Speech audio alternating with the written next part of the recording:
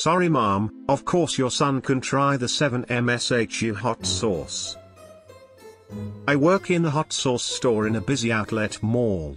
We're a well-liked locally owned business and have many loyal return customers, but at this particular location we also get a lot of tourists who are curious about our challenge items, or Hot Ones products. We have a large variety of samples available every day.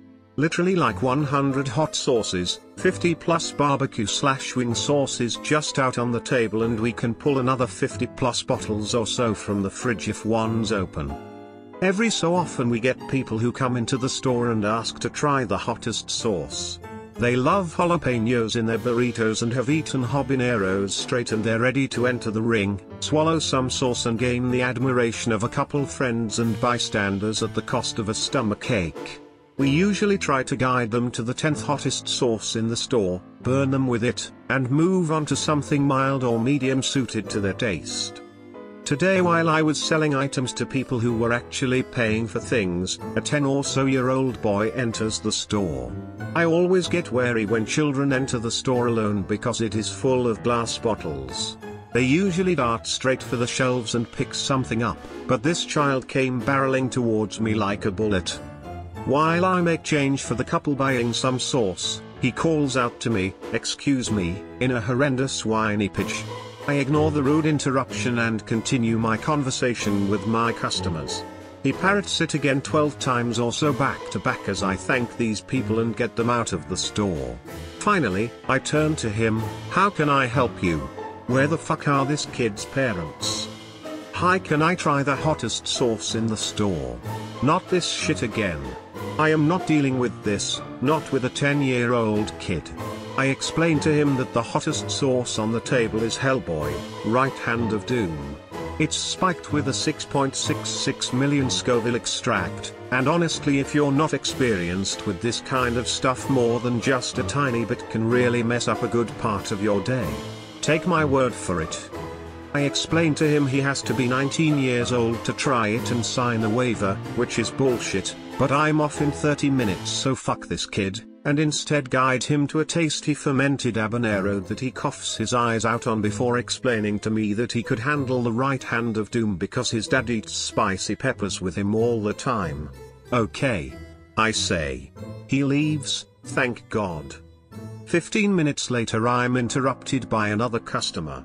This time a gigantic woman, in a blue blouse. She's sat next to my sample table like a giant blueberry, blocking up 20% of my floor space.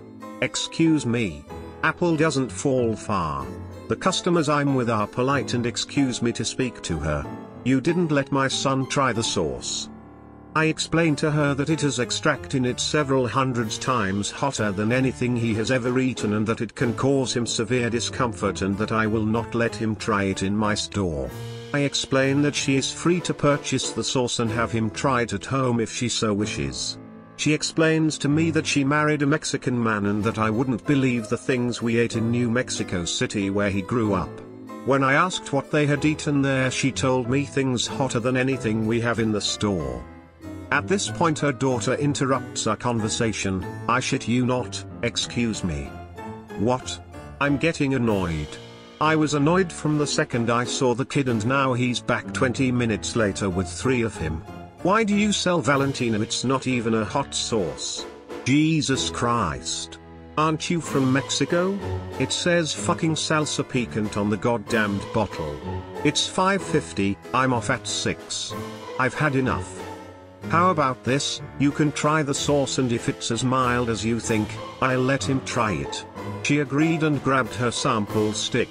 I reached for the right hand of doom, and unscrewed the cap. Its nuclear aroma sending memories of aches to my stomach. As she goes to dip the stick into the sauce, I warn her to only take a small amount. She grins at me and dips the stick all the way into the sauce. Trap card, bitch. She slaps it into her mouth. Immediately she looks uneasy before she throws herself into pure agony. She is coughing, swinging her head back and forth, trying desperately to speak, but she cannot muster any words. She dropped her sample stick in all the chaos. After a solid few minutes of coughing and dry heaving, she manages a single word: water. I explain to her that water won't help her now. My relief walks through the door just in time to witness the finish. She tells me that the only reason she is coughing is because it went down the wrong pipe. She then immediately vomits into our garbage can. She apologizes for spitting up like she didn't just rocket launch half a liter of chum into my trash can and then leaves without saying anything else. I tossed out the trash with a smile on my face and clocked out. That is beautiful, precisely the way to handle this kind of parent.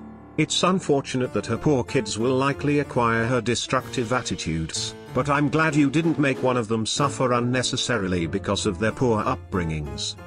My husband lovingly describes the bomb as tasting like battery acid. I refuse to try it. Edit, meant to reply this to the comment about engine part soups. Literally everybody who has ever tried it says it's god-awful tasting, and considering the amount that hot sauces have advanced in the past few years in terms of packing in the Scovilles, there are easily dozens of sauces far hotter than the bomb that are actually enjoyable and taste good. I have no idea why it still exists. I once went into a hot sauce store and wanted to try their hottest sauce. Luckily the guy there suggested that I work my way up to it and gave me some milder stuff first. Haven't done that since. Luckily I've never gone straight for the hottest, but one time I worked my way up to a pretty damn hot one, which was full of garlic flavor, really tasty. It was so nice I decided to buy a bottle, whilst my mouth continued to warm. At the checkout I'm thinking it's taking a long time to wear off, but not too concerned. By the time I'm back at the car to leave I'm actively searching for something to cool my mouth off. All we have is water. Better than nothing, right? Wrong. I still have that bottle of sauce. Used extremely sparingly, it's a good burst of heat. My wife put all the sauces out when we had a barbecue and I didn't notice that this one had made an appearance until after someone had smothered their burger in it and taken a bite. To be fair, he did manage to finish it, but didn't look like it was much fun.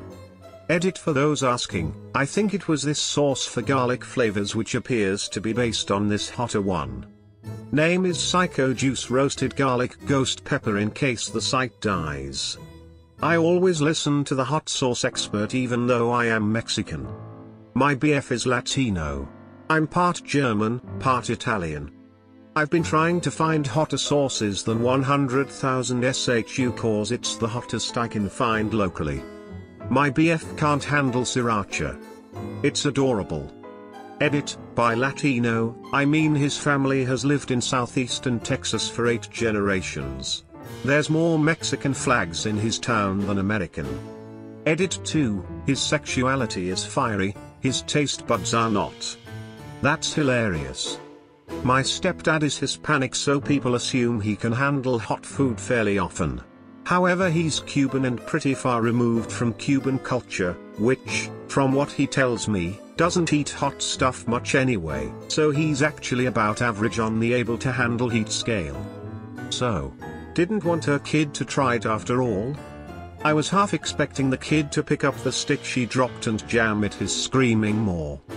Yeah, same, or opt to respond to the wrong pipe comment by handing the kid a sample stick.